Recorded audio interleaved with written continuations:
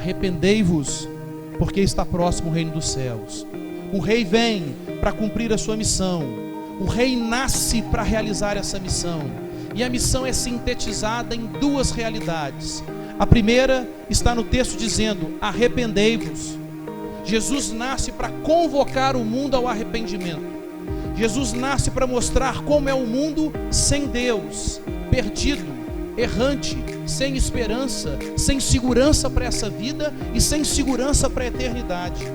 Jesus nasce para trazer governo ao mundo que está em desgoverno, está em caos por causa do pecado original, que vem ao mundo a partir dos nossos representantes Adão e Eva, que quebram a aliança com Deus e que se torna o nosso pecado particular no tempo presente.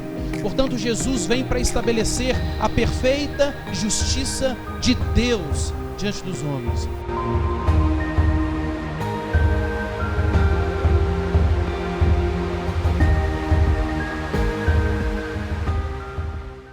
No encerramento do ano, nós temos um dia específico, uma data muito importante no nosso calendário, que é justamente a celebração do Natal. E nós sabemos que muitas coisas giram em torno dessa data. Muitos acontecimentos, muitos comportamentos, muitas mensagens. E a nossa igreja, nesse ano, nesse mês de dezembro, separou a sua última série de mensagens bíblicas para que nós pensássemos justamente sobre o verdadeiro sentido, o verdadeiro significado do Natal. Então a nossa série desse ano, nesse mês de dezembro, tem por título Natal Real. E a partir dessa expressão Natal Real, mais especificamente desse termo real, nós queremos explorar um pouquinho a ambiguidade, o duplo sentido que esse termo real traz para nós.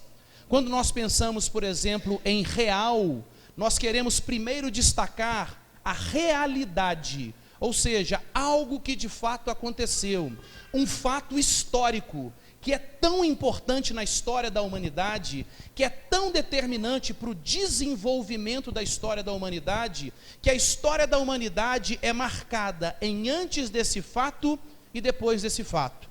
Ou seja, o nascimento de Jesus, ele tem tanta implicação sobre a humanidade, e de fato ele não é simplesmente um mito de origem, não é apenas uma história contada para fundar e sustentar uma determinada religião, mas um fato acontece, alguém nasce de forma extraordinária, nasce com uma missão extraordinária, nasce para ser a pessoa mais importante da história, e por isso a história é dividida em antes dele e depois dele. Por isso nós queremos celebrar a realidade do Natal, um fato histórico. Jesus nasceu, o Emanuel, o Deus conosco, o Deus Filho vem ao mundo para trazer transformação ao mundo que se encontrava perdido por causa do início e do desenvolvimento do pecado.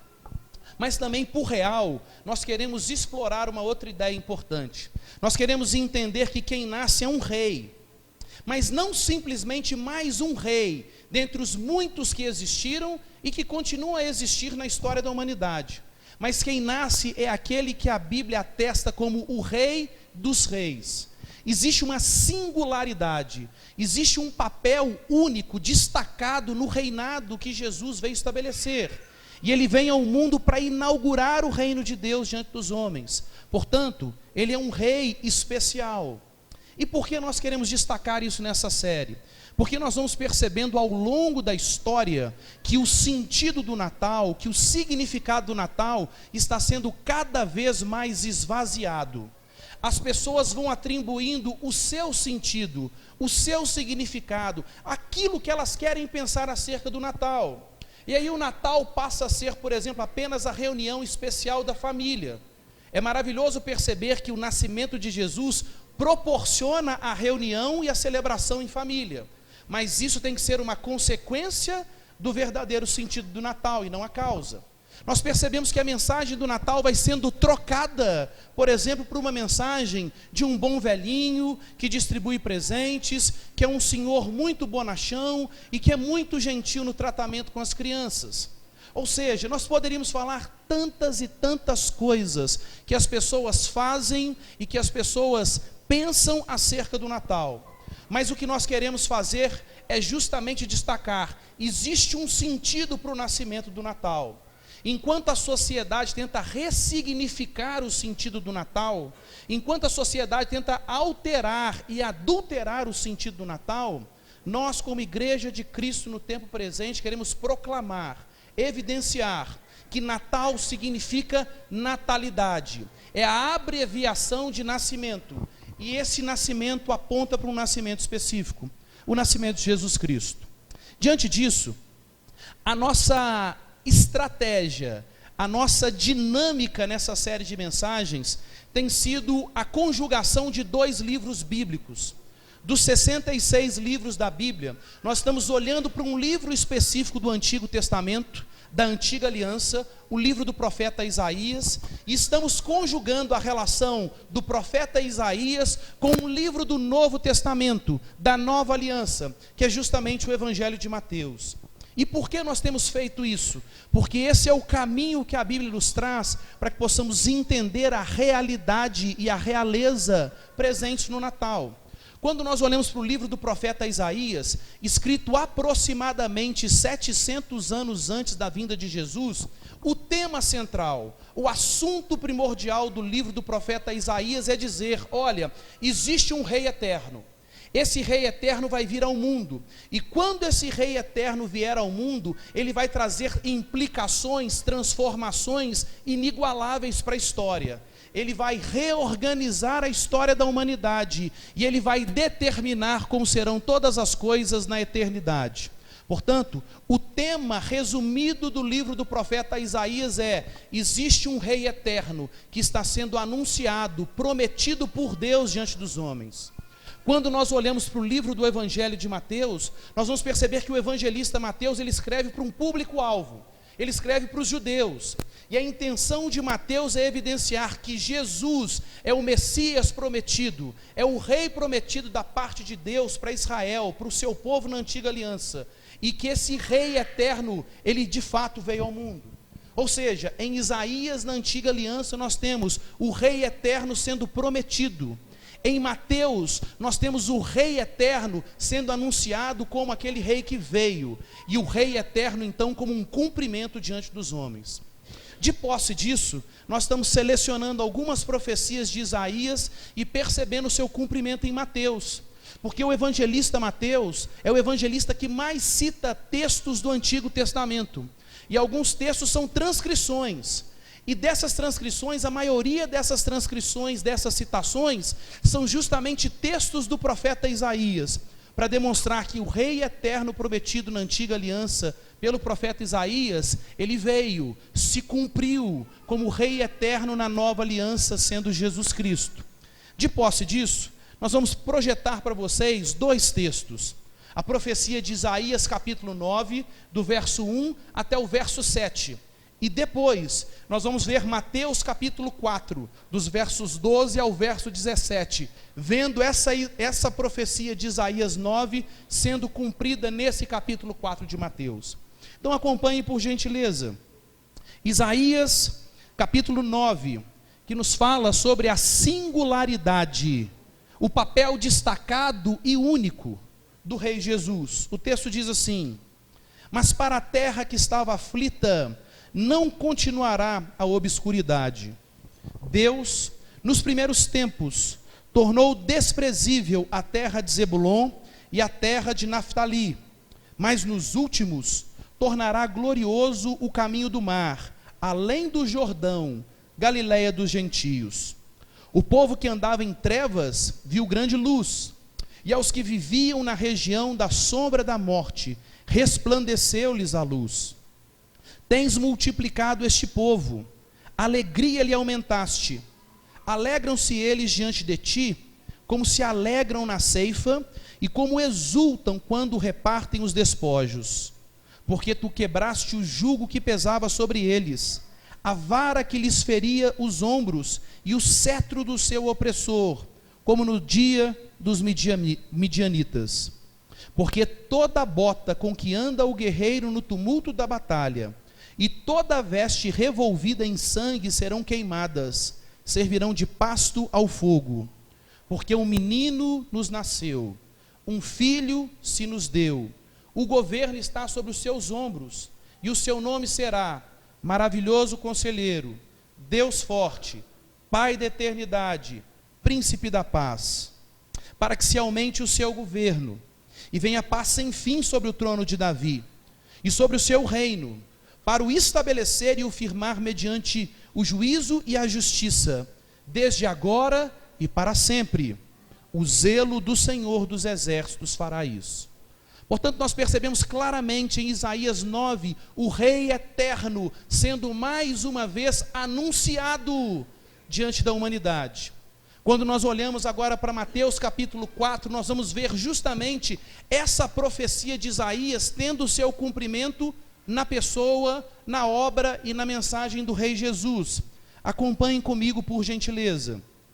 Mateus capítulo 4, a partir do verso 12, o texto bíblico diz assim: ouvindo, porém, Jesus que João fora preso, retirou-se para a Galiléia, e deixando Nazaré, foi morar em Cafarnaum, situada à beira-mar, nos confins de Zebulon e Naftali, para que se cumprisse o que fora dito por intermédio do profeta Isaías: terra de Zebulon, terra de Naftali, caminho do mar, além do Jordão, Galiléia dos gentios. O povo que jazia em trevas viu grande luz, e aos que viviam na região e sombra da morte, resplandeceu-lhes a luz. Daí por diante, passou Jesus a pregar e a dizer: arrependei-vos, porque está próximo o reino dos céus. Quando nós olhamos para o Rei Jesus, prometido em Isaías e cumprido no Novo Testamento, e um dos registros que evidenciam isso é Mateus, o livro do evangelista Mateus, nós vamos perceber a partir de Isaías 9:6, três aspectos que são singulares, que somente o Rei Jesus possui. O primeiro aspecto é entender justamente que Jesus, ele é um rei que é providenciado, um rei que chega ao trono e que vem ao mundo não por mera determinação e arranjo humano, mas sim ele é o rei providenciado da parte de Deus. Que implicação isso tem para a humanidade? Que implicação tem isso para o governo e para o reinado estabelecido por Jesus? Toda e absoluta. Porque nós vamos pensar que ao longo da história, através de arranjos políticos, de organizações por meio de dinastias, de onde vêm sucessões reais, nós percebemos que através do domínio humano, da influência humana, da ação humana, que um rei chega ao poder e se estabelece. Mas esses reis têm atuação limitada e têm um período de tempo limitado no exercício do seu governo. Mas o único rei que vem à história e que estabelece um reino do ponto de vista divino é justamente o rei que foi providenciado da parte de Deus Pai. Isaías capítulo 9, versículo 6, o texto vai nos dizer: um filho nos nasceu, um menino se nos deu. Ou seja, desde Gênesis 3,15, quando acontece o pecado original, nós vamos perceber que existe o anúncio desse nascimento. Você vai perceber em Gênesis 3,15, Deus dizendo para a serpente: olha, vai se levantar um dia, vai nascer um dia o descendente da mulher, e esse descendente da mulher vai esmagar a tua cabeça, serpente, vai te dar o golpe fatal e vai vencer a ação da serpente e as implicações da ação da serpente sobre o mundo para sempre.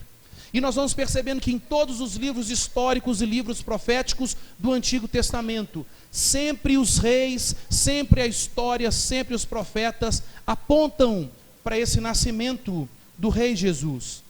Portanto, a primeira singularidade de Jesus enquanto rei é que o único rei providenciado da parte de Deus para os homens é justamente Jesus. Todos os outros reis e governantes da história chegam a uma posição de governo com a permissão de Deus, mas eles são colocados nessa posição, providenciados a essa posição por parte de arranjos humanos. Segunda característica singular do Rei Jesus é que ele é um rei de governo absoluto e de um governo que não tem fim, de um governo eterno. O texto diz em Isaías 9,6: o governo estará sobre os seus ombros. E essa é uma expressão muito bonita, que significa dizer, olha, todo o governo da história, todas as estruturas de poder e de domínio do mundo natural, e todo o governo, a estrutura de poder das regiões celestiais, Deus vai colocar sobre os seus ombros. A ideia de colocar sobre os ombros significa dizer que Ele tem capacidade para sustentar, para carregar todo esse peso de autoridade que está sobre Ele. Nós percebemos que as pessoas que exercem liderança, seja liderança numa estrutura privada, particular ou pública, sabem do desafio que é administrar, liderar, governar. E eles contam com pessoas que os ajudam no exercício desse governo. Eles delegam responsabilidades que eles não conseguem fazer sozinhos. E eles não conseguem ter um governo que está todo concentrado nas suas mãos e que dura para sempre. É tão interessante nós pensarmos, por exemplo, na história. A maior estrutura de poder que já houve na história da humanidade é justamente aquilo que nós percebemos no Império Romano, que vai praticamente do 1º século antes da vinda de Jesus até o finalzinho do 4º século, início do 5º século depois de Jesus. É o império que dura mais tempo na história, mas o império que durou mais tempo na história dura apenas 500 anos. E os imperadores romanos, os Césares, considerados como semideuses, filhos dos deuses, pelo poder, pela autoridade que possuíam, pela força que tinham, eles não conseguiam por si mesmos ter um governo absoluto, plenamente em suas mãos e que exercesse todo o controle sobre todas as coisas. Mas o rei que nasce, o texto vai nos dizer que o governo vai estar sobre os seus ombros. E vai estar para os seus ombros para sempre, porque em Isaías capítulo 9, versículo 7, o texto vai dizer que é desde agora e para sempre. Então esse rei que nasce, ele tem todo o poder concentrado nas suas mãos, na terra e nos mais altos céus. E ele vem ao mundo para inaugurar o reino celestial diante dos homens. Ele vem como um rei sofredor, que ao contrário dos reis desse mundo, que colocam os seus súditos para morrerem no seu lugar, ele assume o lugar do povo, ele morre em favor do povo, para trazer vitória eterna sobre o povo, em razão do peso do pecado que vinha sobre a vida do povo. E o governo dele é sem fim, é desde agora, desde o momento em que ele vem e inaugura o reino dele diante da história, e vai durar para todo sempre. A Bíblia nos diz que Jesus vem como um rei humilhado, mas que Jesus vai voltar um dia como o grande rei exaltado, e quando ele voltar, ele vai estabelecer para sempre o seu reinado. Céus e terra vão se unir, todas as coisas que não pertencem aos valores do reino de Deus vão ser arrancadas, e o povo de Deus com o seu rei vão celebrar em vitória e em júbilo para sempre. E nós vivemos no intervalo. Enquanto nós estamos no intervalo entre a vinda do rei sofredor e a volta do rei exaltado, vitorioso, nós precisamos entender e nos posicionar em razão do que o Natal significa. E por fim, nesse primeiro momento, nós vamos perceber a singularidade do rei, não apenas porque ele é providenciado por Deus, não apenas porque o seu governo é o único governo absoluto e sem fim, um governo eterno, mas também porque ele é um rei divino humano. O texto vai nos dizer que ele é maravilhoso conselheiro, príncipe da paz, características humanas, mas o texto também diz que ao mesmo tempo ele é pai da eternidade. O texto diz que ele é Deus no meio do povo. Isaías capítulo 9, versículo 6 nos diz que ele é Deus forte, pai da eternidade, características de divindade. Todos os reis da história, principalmente os grandes reis de grande destaque, de grande fama mundial, eles ficavam tão embriagados pelo poder, que eles começavam a pensar que não eram simplesmente humanos, por tão fortes, tão poderosos, tão especiais que eles eram. Quando você olha, por exemplo, a mitologia grega e toda a influência da cultura grega, inclusive para nós hoje no mundo ocidental, no passado, os reis, os grandes governantes, eram considerados como os filhos dos deuses, porque eles queriam ter uma característica divina para dar legitimidade ao seu governo após essa vida. mas o único rei que é 100% divino, que tem plenitude de natureza divina, ou seja, que reina, portanto, nas regiões celestiais, e que é 100% homem, e que tem perfeição de natureza humana, Jesus Cristo, e por isso pode reinar diante dos homens, é justamente Ele. Quando nós começamos a ver essas características, a gente começa a perceber que falar sobre o Natal, falar sobre o nascimento de Jesus, pensar na pessoa de Jesus é algo muito sério. E isso é tão sério, isso é tão importante, é tão glorioso falar acerca desse nascimento que proporciona todas essas coisas, que a Igreja de Cristo ao longo da história celebra o nascimento de Jesus. Não apenas nessa época, mas nessa época esse nascimento é intensificado. E nós precisamos passar isso às próximas gerações. E a Bíblia nos ensina que da boca das crianças, Deus levanta, Deus suscita o perfeito louvor. E nessa noite nós vamos ver as crianças não apenas fazendo uma apresentação musical, mas já na infância, elas estão aprendendo sobre o amor de Jesus, aprendendo sobre esses fatos referentes ao Natal e se posicionando diante daquele que é o grande rei da história. Portanto, nesse momento nós vamos ter a apresentação da cantata das crianças. E eu peço a você que observe em cada comportamento, em cada canção, a fé cristã, o verdadeiro Natal, que está tentando, a gente tenta ressignificar esse Natal com as crianças, associando a um suposto bom velhinho. Mas essas crianças estão declarando o real sentido do Natal. Eu espero que essa mensagem toque o meu coração e o seu coração, através dessas canções. Então, por gentileza, as nossas crianças podem entrar. O Natal tem uma razão de ser. Cristo nasce, de acordo com Mateus, no capítulo 1, versículo 21, o nome dele seria Jesus, e Jesus significa, ele salvará o seu povo dos pecados deles. Cristo nasce com um propósito, por isso ele é o Emanuel, o Deus conosco, de acordo com o profeta Isaías, capítulo 7, versículo 14. E diante disso, observando as duas mensagens, os dois textos dessa noite, Isaías capítulo 9 e Mateus capítulo 4, Mateus capítulo 4 nos mostra como se dá o cumprimento da mensagem de Isaías, do Rei Eterno prometido no capítulo 9. É interessante que no versículo 12, o texto vai nos dizer, ouvindo porém Jesus que João fora preso, retirou-se para Galiléia. É interessante que o livro do profeta Malaquias fala que João é um emissário real. Ele é a voz que clamaria no deserto. Ele seria aquele enviado por Deus que ia preparar o caminho para que o grande rei viesse ao mundo. Nós sabemos que isso acontece nas nações da terra. Quando um grande governante vai em missão para uma outra terra, para um outro país, primeiro ele manda uma comitiva, oficiais, pessoas importantes do governo, para preparar o caminho, todas as coisas, para que aquele governante possa ir, visitar aquela outra nação e cumprir ali a sua missão. João Batista é enviado da parte de Deus, para preparar o caminho, para que o grande rei viesse ao mundo. E quando nós olhamos no versículo 17 de Mateus capítulo 4, nós vamos ver justamente o seguinte, a partir do momento em que João Batista cumpre o seu ministério, prepara o caminho da vinda do rei, anuncia o arrependimento no deserto, dizendo que o grande rei prometido ao longo da história estava chegando.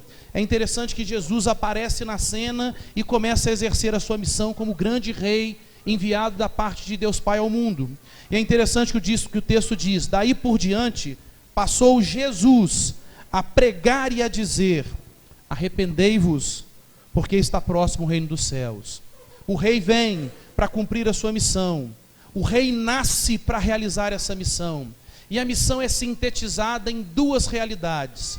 A primeira está no texto dizendo, arrependei-vos. Jesus nasce para convocar o mundo ao arrependimento. Jesus nasce para mostrar como é o mundo sem Deus, perdido, errante, sem esperança, sem segurança para essa vida e sem segurança para a eternidade.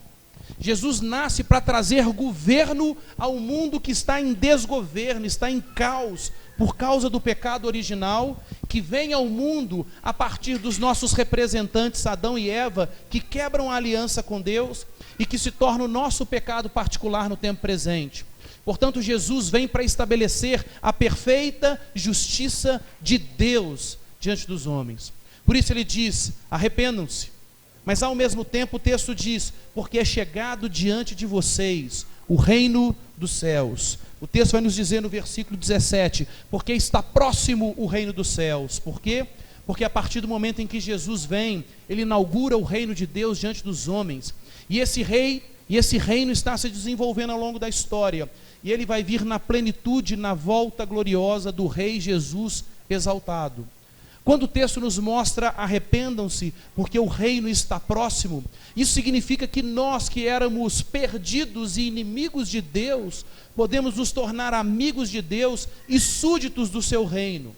Para isso, o Evangelho de João, no capítulo 3, vai nos dizer: quem não nascer de novo não pode ver o reino. Quem não nascer de novo, de acordo com João capítulo 3, versículo 5, não entra no reino. A maior realidade que alguém pode experimentar na sua vida, e a maior necessidade que uma pessoa tem na sua vida, é de ver o reino e entrar no reino. É entender quem Jesus é, o grande rei. É entender o grande domínio dele sobre a eternidade e sobre a história da humanidade. E entender que vida abundante nessa vida, e segurança e vida eterna são garantidas a partir da vinda desse rei. Se nós pensarmos apenas na justiça de Deus, sem a graça de Deus, nós vivemos um moralismo religioso. Nós vivemos uma imposição de uma religiosidade mecânica que ninguém consegue cumprir na sua própria força. Por isso o fardo de Jesus é leve e suave. Mateus no capítulo 11, dos versos 28 a 30 nos ensinarão isso. Mas ao mesmo tempo, nós vamos perceber que graça de Deus sem justiça, sem o padrão de perfeição da parte de Deus, é libertinagem religiosa, é extrapolar a liberdade bíblica que Deus veio trazer. Agora, quando nós entendemos quem nós somos sem Deus, a partir da justiça de Deus, o padrão perfeito de referência para todas as coisas, a justiça perfeita do reino de Deus, associada à graça de Deus, a percepção de que nós não merecemos o amor de Deus, de que a maior necessidade que um ser humano tem na sua vida é de experimentar o perdão dos seus pecados e a vida abundante que Jesus Cristo conquistou na cruz. E quando nós percebemos que Deus, o Pai, entrega o Deus Filho por amor a nós, isso é fantástico. Eu tenho 2 dos meus filhos aqui presentes. Uma dessas mocinhas que cantou bem alto aqui é minha filha. Eu tenho muito amor por vocês, mas eu não tenho a coragem como pai de entregar os meus filhos para morrer por vocês. Eu não consigo fazer isso. E ainda que eu conseguisse, os meus filhos não têm a capacidade, por causa do pecado que neles habita, de trazer perdão para o seu pecado e para o meu pecado. Mas Deus pega o filho do seu amor. Mateus capítulo 3 vai dizer, quando Jesus é batizado: esse é o meu filho amado, em quem a minha alma tem todo prazer. E Deus entrega Jesus para ser o rei sofredor, para morrer naquela cruz. A vida de Jesus, o nascimento de Jesus acontece com um propósito. Ele nasce para morrer, por mim e por você, para que através da morte dele, eu e você que estamos mortos nos nossos delitos e pecados, de acordo com Efésios capítulo 2, versículo 1, recebêssemos a vida de Deus, vida plena, vida abundante, vida incomparável, vida que somente Jesus pode trazer. Portanto, como eu e você vamos nos posicionar diante de mais um Natal? Vai ser só mais uma celebração de data? Vai ser só mais uma data marcada no calendário? Vai ser só mais um amigo oculto? Vai ser só mais uma ceia especial? Vai ser só mais uma roupa nova? Vai ser só mais as mesmas conversas de sempre? Não que essas coisas sejam ruins em si mesmas, mas essas coisas não podem ressignificar, atribuir um novo valor e sentido para a data real.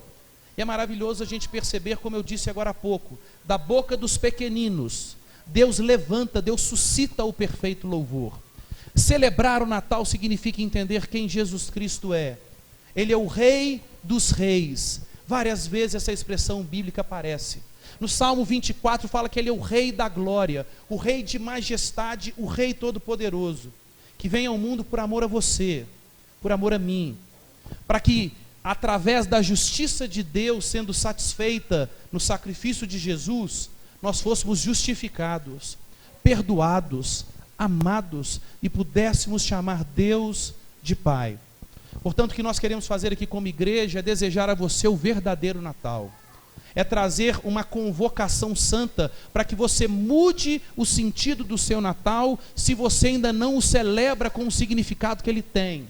e para que você experimente a maior alegria, o maior presente, o maior gozo, a maior riqueza que alguém pode experimentar na sua vida: conhecer a Jesus, pertencer a Jesus e viver por amor ao Rei Jesus.